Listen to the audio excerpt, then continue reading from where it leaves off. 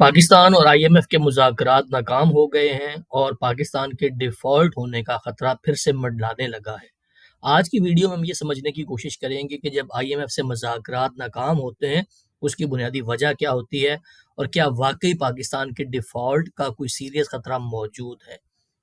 جب بھی I am F کسی ملک کو قرضہ دینے کے لیے جاتا ہے تو ان سے پہلے ایک memorandum of financial and economic policies کا ڈاکومنٹ ہے جو کہ اس ملک اور آئی ایم ایف کے سٹاف کے درمیان ایگری ہونا بہت ضروری ہوتا ہے۔ اس کو عام زبان میں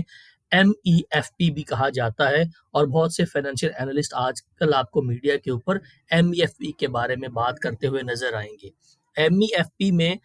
جس ملک نے قرضہ لینا ہوتا ہے اور سٹاف لیول ایگریمنٹ کو سائن کرنے سے پہلے آئی ایم ایف یہ انشور کرتا ہے کہ کیا پرائر ایکشنز ہو چکے ہیں۔ پرائر ایکشن کا مطلب یہ ہے جیسے پاکستان کو کہا گیا کہ آپ اپنے ریونیو کو بڑھانے کے لیے بجلی، گیس اور پیٹرول کی قیمتوں میں اضافہ کریں۔ پھر کوانٹیٹیو پرفارمنس کا کرائیٹیریا کیا ہوگا، آئی ایم ایف کن کوانٹیٹیو پرفارمنس کرائیٹیریاز کی بنیاد کے اوپر پاکستان کے اکنامک پرفارمنس کو جج کرے گا اور کون کون سے انڈیکیٹو ٹارگٹس ہوں گے جن کو میٹ کرنے کے بعد آئی ایم ایف پاکستان کو اگلی قسط کا اجرا کرے گا۔ پھر کنٹینیوس پرفارمنس کا کرائیٹیریا کیا ہوگا، وہ ملک کیا پرفارمنس کے میز اڈاپٹ کرے گا کہ اس کو بعد میں آئی ایم ایف کے پاس جانا نہ پڑے، اور جو سٹرکچرل مسائل ہیں پاکستان کی اکانومی کے ان کو حل کرنے کے لیے کون کون سے سٹرکچرل بینچ مارکس ہیں، کون کون سے ایسے انڈیکیٹو میئرز ہیں جو کہ پاکستان کی اکانومی اور پاکستان کی اکنامک پرفارمنس اور پاکستان کی اکنامک مینجمنٹ انشور کرے گی کہ پاکستان دوبارہ سے آئی ایم ایف کے پاس نہ جائے۔ آئی ایم ایف بنیادی طور پہ lander of the last resort ہوتا ہے۔ جب کسی بھی ملک کی اکنامک پرفارمنس اس قدر بری ہو چکی ہوتی ہے کہ اس کو اور کوئی قرضہ دینے کے بارے میں نہیں سوچتا تو آئی ایم ایف کے پاس جایا جاتا ہے۔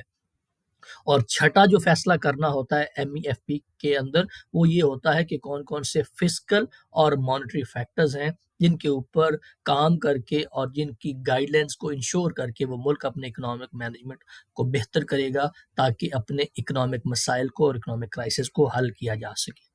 فسکل اور مانیٹری جو فیکٹرز ہوتے ہیں ان کے بارے میں پہلے بھی ایک پلے لسٹ بنائی ہے جس میں آئی ایم ایف کون کون سے فسکل فیکٹرز کو انکریج کرتا ہے اور کون کون سے مانیٹری فیکٹرز کو انکریج کرتا ہے، تو ان کو ریفر کرنے کے لیے آپ آئی ایم ایف کو انڈرسٹینڈ کرنے والی اس پلے لسٹ کے اوپر جا سکتے ہیں۔ اب آتے ہیں دوسرے اہم سوال کے اوپر کہ پاکستان کے ڈیفالٹ ہونے کا کوئی سیریس تھریٹ موجود ہے یا نہیں۔ بنیادی طور پہ آپ نے میڈیا میں بھی اور بہت سارے لوگوں کو سنا ہوگا کہ پاکستان نے اس سال میں 31 بلین یو ایس ڈالر پے کرنے ہیں، تو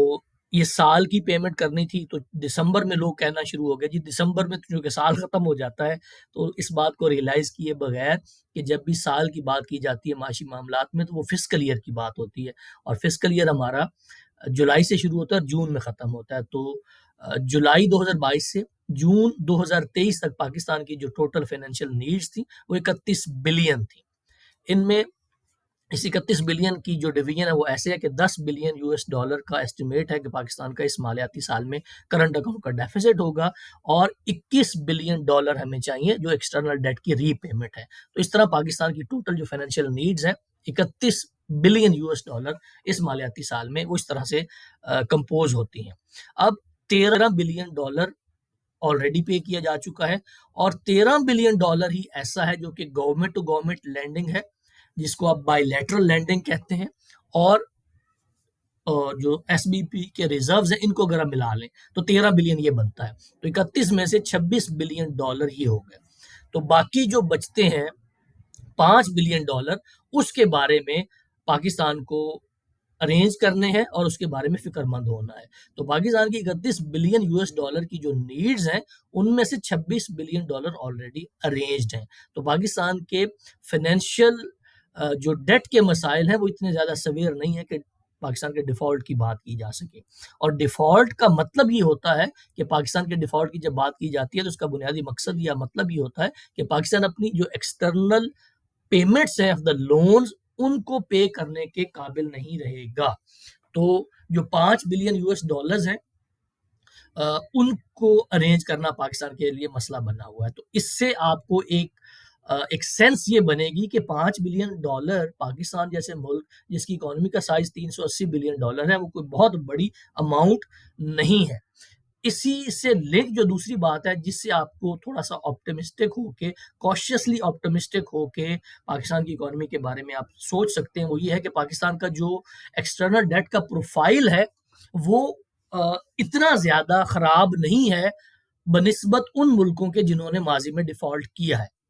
آپ کی اسکرین کے اوپر آپ کو نظر آ رہا ہے کہ پاکستان کا جو public debt to G D P ratio 70% ہے، اور 70% کوئی بہت زیادہ نہیں ہوتا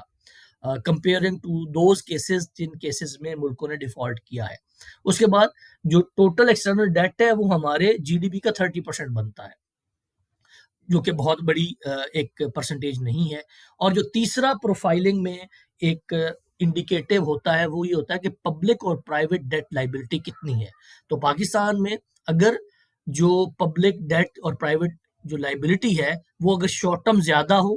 اس میں پرائیویٹ ڈیٹ زیادہ ہے، اور جو لینڈنگ ہے فرام دا پرائیویٹ سیکٹر وہ بھی کم ہے، تو ان تینوں بنیادی جو ایکسٹرنل ڈیٹ پروفائل کا جو سسٹینیبلٹی کے حوالے سے مسئلے ہوتے ہیں، ان کے اوپر بھی پاکستان کا جو پروفائل ہے وہ ریلیٹیولی بہتر ہے۔ تو اس پوری ویڈیو میں جو کنکلوژن میں ڈرا کرنے کی کوشش کر رہا ہوں وہ یہ ہوئے کہ پاکستان کا جو ایکسٹرنل ڈیٹ کا پروفائل ہے وہ بھی اتنا زیادہ بلیک نہیں ہے کہ پاکستان کے ڈیفالٹ کی بات کی جائے۔ پاکستان کی جو ٹوٹل ایکسٹرنل ری پیمنٹ کی نیڈز ہیں فار دس فسکل ایئر وہ 31 بلین ہے، ان کو بھی سم ہاؤ ارینج کیا جا چکا ہے۔ اور جو آئی ایم ایف کے درمیان پاکستان کے جو ایم ای ایف پی نہیں سائن ہو پایا، سٹاف لیول ایگریمنٹ نہیں ہو پایا، وہ ایک ورینگ سائن ہے، کیونکہ جب تک پاکستان اپنے مسائل اپنے معاملات آئی ایم ایف کے ساتھ سیدھے نہیں کرے گا اور آئی ایم ایف اگلی قسط جاری نہیں کرے گا، ہمیں باقی دوسرے ممالک سے بھی جو قرضہ ملنا ہے یا امداد ملنی ہے وہ اس وقت تک نہیں ملے گی، کیونکہ آئی ایم ایف کے پروگرام میں ہونے کا یہ مطلب ہے کہ آپ کی جو اکانومی ہے وہ آئی سی یو میں ہے، اور جب تک وہ جو ڈاکٹر ہے جو آپ کو آپریٹ کر رہا ہے وہ یہ نہیں کہہ دیتا کہ یہ مریض اب آئی سی یو سے نکال کے جنرل وارڈ میں یا اس کو ڈسچارج نہ کر دیا جائے، تو کوئی اور ملک پاکستان کو اس وقت تک قرضہ نہیں دے گا۔ تو اس ویڈیو میں ہم نے یہ سمجھنے کی کوشش کی کہ آئی ایم ایف سے مذاکرات کی ناکامی کا کیا مطلب ہوتا ہے، اور کیا پاکستان واقعی ڈیفالٹ کرنے جا رہا ہے یا نہیں۔